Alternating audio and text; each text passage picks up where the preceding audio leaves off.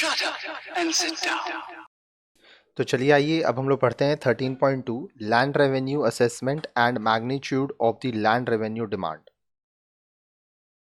भू राजस्व का मूल्यांकन और भू राजस्व की मांग का परिमाण क्या होता है, आइए इसके बारे में हम लोग पढ़ते हैं। The medieval state derived the largest share of its income from land revenue. मध्यकालीन राज्य अपनी आय का अधिकतम भाग भू राजस्व लैंड रेवेन्यू से प्राप्त करते थे। An elaborative mechanism of revenue administration, gradually developed due to the efforts of medieval rulers like Alauddin Khilji, Sher Shah Suri, and Akbar. Alauddin Khilji, Sher Shah Suri और अकबर जैसे मध्यकालीन शासकों के प्रयासों से धीरे धीरे भू राजस्व प्रशासन की एक व्यापक कार्य व्यवस्था का विकास हुआ। In its developed form, the Land Revenue Administration involved well-formulated policies. अपने पूर्ण विकसित रूप में भू राजस्व प्रशासन में बेहतर नीतियां शामिल थीं।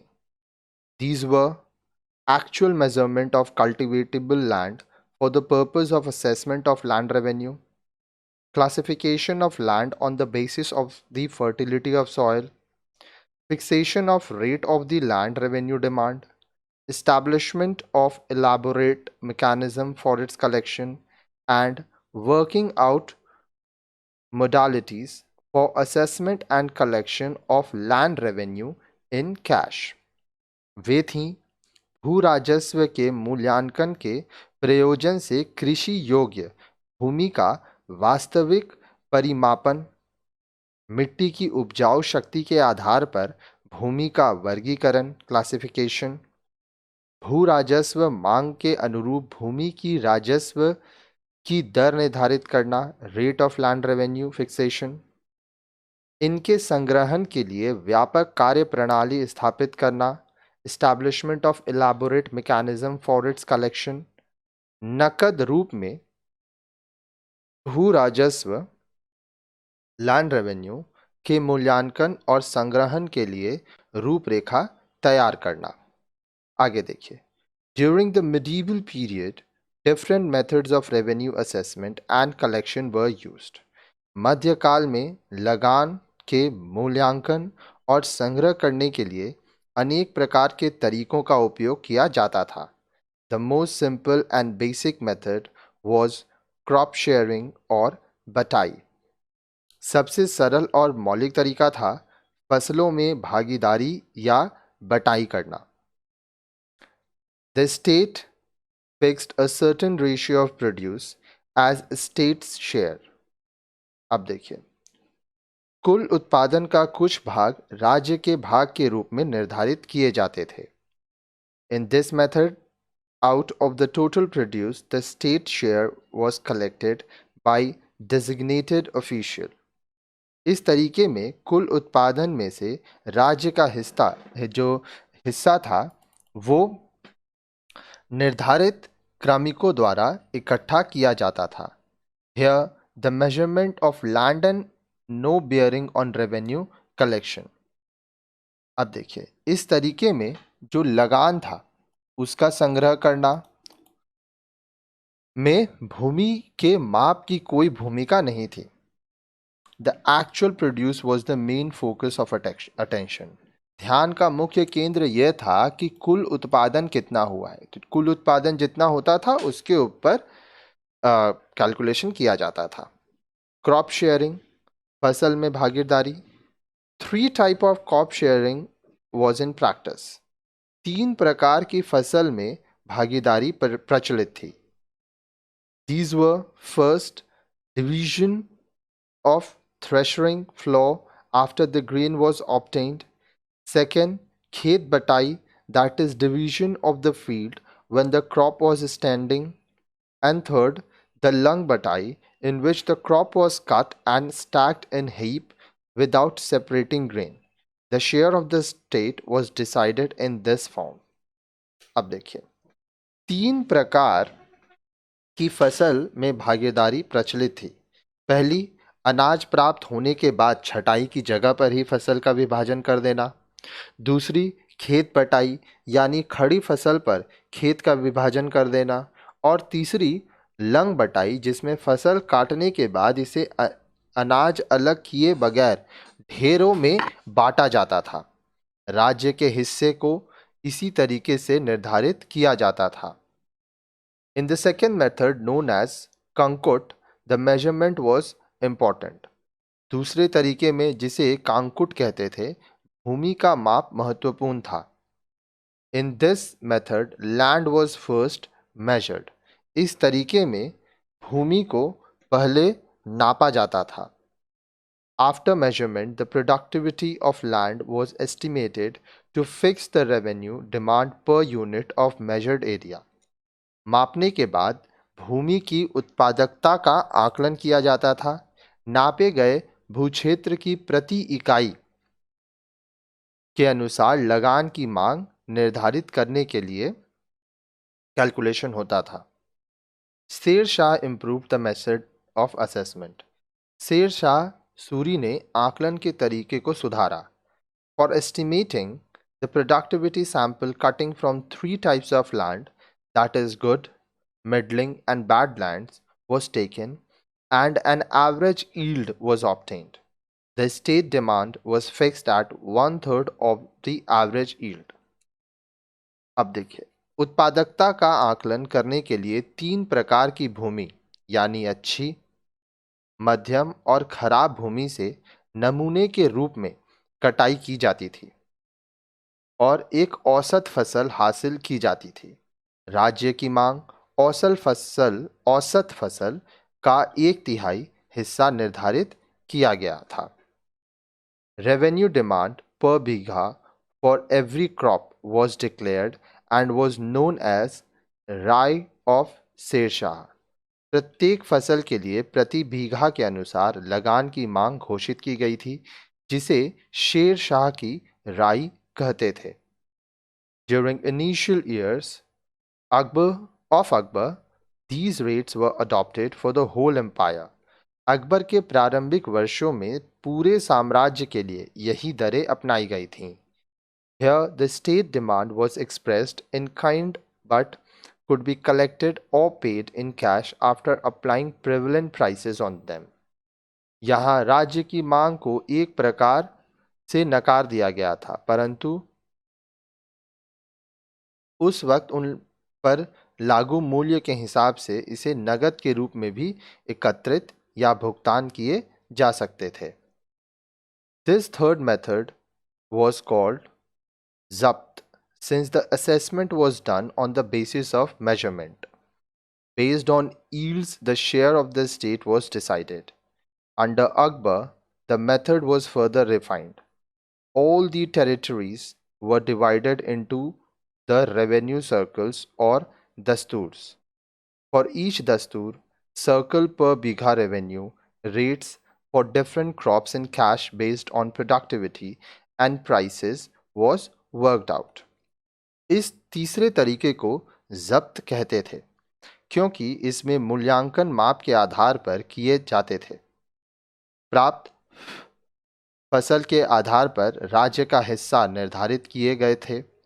अकबर के अधीन इस तीसरे तरीके में और सुधार किया गया था। सभी प्रदेशों को लगान मंडलों, सर्कल्स या दस्तूरों में बांटा गया था।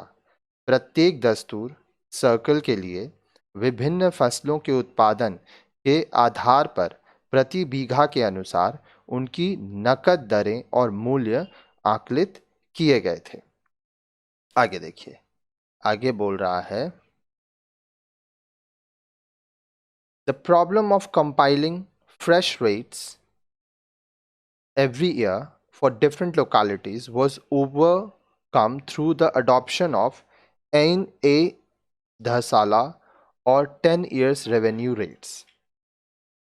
विभिन्न स्थानों के लिए हर वर्ष नई दरों को बताने की समस्या होती थी, तो इसका हल आइन-ए-दहसाला या 10 वर्ष के लिए जो दरें थीं, उगाने की दरें अपनाने का जरिया दिया गया, फिक्स रेट कर दिया गया। According to this the average of the rates of last 10 years was taken as cash revenue rate for a particular crop. इसके अनुसार किसी विशिष्ट फसल के लिए पिछले 10 वर्ष की दरों के औसत को किसी खास फसल के लिए लगान दर के रूप में माना जाता था। However, these were changed at irregular intervals and not updated every year. अब देखिए, फिर भी इन दरों को कुछ अनियमित वर्षों के अंतराल पर बदल दिया जाता था और हर वर्ष अद्यतन बदलाव नहीं किया जाता था। In the beginning, it was implemented in the provinces of Agra, Allahabad, Awadh, Delhi, Lahore and Malwa. प्रारंभ में इसे आगरा, इलाहाबाद जो कि अब प्रयागराज हो गया है, अवध, दिल्ली, लाहौर और मालवा प्रांतों में लागू किए गए थे। Later, it was extended to some other regions. अब देखिए, बाद में इसे अन्य क्षेत्रों में भी लागू किया गया। However, at no point of time all the land in a particular region was measured. तथापि किसी भी एक वक्त पर किसी विशिष्ट क्षेत्र की सारी भूमि को नापा नहीं गया था। That would suggest that even in measured territories, some territories remained unmeasured. In such a situation, even in the Zapti regions, other methods of assessment and collection were followed in almost all parts of the country. अब देखिए, इससे यही संकेत मिलता है कि जिन क्षेत्रों में भूमि का माप लिया गया था, वहां भी कुछ क्षेत्र ऐसे बच गए थे जिसकी भूमि का नाप नहीं लिया गया था। ऐसी स्थिति में यहाँ तक कि जब्ती क्षेत्रों में भी पूरे देश के लगभग सभी हिस्सों में लगान के मूल्यांकन और इकट्ठा करने के अन्य तरीके भी अपनाए जाते थे। आगे देखिए, क्लासिफिकेशन ऑफ लैंड। भूमि को किस तरह से बांटा जाता था, उसका वर्गीकरण कैसे किया जाता था, ये उसके बारे में देखते हैं। After the measurement, the cultivable land was classified on the basis of the fertility of land into three categories: good, middling and bad. कृषि योग्य भूमि को नापने के बाद भूमि की उपजाऊ शक्ति के आधार पर इसे 3 वर्गों में बांटा गया था: अच्छी, मध्यम और खराब भूमि। Land was further classified into 4 categories: viz, pollards, parati, chachar and banjar on the basis of continuity of cultivation. खेती करते रहने के आधार पर भूमि को आगे और 4 वर्गों में बांटा गया था, जैसे पुलाज, परती, चचर और बंजर। The pollards land was one in which 2 crops were raised every year. Perthi land, however, had to be left fallow uncultivated for some time after raising 2 crops to recover its fertility. The chachar was an unfertile tract of land which was brought under cultivation once in every 3 or 4 years, and the banjar land was which was unfit for cultivation and therefore rarely brought under plow. अब ध्यान से समझिए, पोलाज भूमि वह थी जिससे हर वर्ष 2 फसलें ली जाती थी। परती भूमि को 2 फसलों के बाद उसकी उपजाऊ शक्ति की पुनः पूर्ति करने के लिए कुछ समय के लिए खाली बगैर खेती किए हुए छोड़ना पड़ता था। चचर भूमि वह अनुपजाऊ भूमि का टुकड़ा होता था जिस पर हर तीसरे या चौथे वर्ष के अंतराल पर फसल उगाई जाती थी, और बंजर भूमि खेती के लिए उपयुक्त नहीं थी और इस पर शायद ही कभी खेती की जाती थी। आगे देखिए, the land revenue constituted the bulk of the states income. राज्य की आय का अधिकांश भाग भू राजस्व लैंड रेवेन्यू से ही आता था। The state, therefore, constantly tried to expand the territory under cultivation to maximize its revenue returns. इसलिए राज्य लगातार इस कोशिश में लगा रहता था कि ज़्यादा से ज़्यादा भू क्षेत्र को कृषि भूमि के रूप में इस्तेमाल किए जाए ताकि लगान की आय में वृद्धि की जा सके। All efforts of the state were also focused in ensuring maximum realization of revenue from the cultivators. राज्य के सभी प्रयास इस बात पर भी केंद्रित होते थे कि किसानों से अधिक लगान की वसूली की जा सके। The Mughal land revenue administration was organized at the Pargana level. Mughal कालीन भू राजस्व प्रशासन की व्यवस्था परगना स्तर पर की जाती थी। The task of surveying of land and collection of revenue was entrusted to different officials. भूमि के सर्वेक्षण, जिसको हम लोग सर्वे कहते हैं, और लगान इकट्ठा करना, कलेक्शन ऑफ रेवेन्यू, का काम विभिन्न कर्मचारियों को सौंपा जाता था। Amin was the head of the surveying party, whereas the Amil was in charge of revenue collection. अमिन सर्वेक्षण समूह का मुखिया होता था तो आमिल लगान संग्रह का प्रभारी होता था। The Amin was assisted by the Coningo, who was repository of all revenue records. अमिन के कामों में सहायता करता था कानुंगो, जो लगान संबंधी सभी अभिलेख रखने का जिम्मेदार होता था। The Chaudhary assisted the Amil in this work of revenue collection. अब देखिए, लगान इकट्ठा करने के काम में आमिल की सहायता करता था Chaudhary. At the village level, the records were maintained by the Patwari and collections were made by the Muqaddam और village headman. गांव के स्तर पर अभिलेख रखने का काम पटवारी करता था और संग्रहण का काम करता था मुकद्दम अथवा ग्राम का मुखिया। There were other officials such as पोटादार और ट्रेजरर एंड कर्कुन और क्लर्क। कुछ अन्य अधिकारी भी थे जैसे पोद्दार या खजाची और कारकुन या clerk. The records were maintained both in Persian and languages of the region. अभिलेखन का जो काम था, जो कार्य था, वो फारसी और संबंध क्षेत्र की भाषा सहित दोनों भाषाओं में होता था। पट्टा एंड काबुलियत। पट्टा और काबुलियत के बारे में आइए देखते हैं।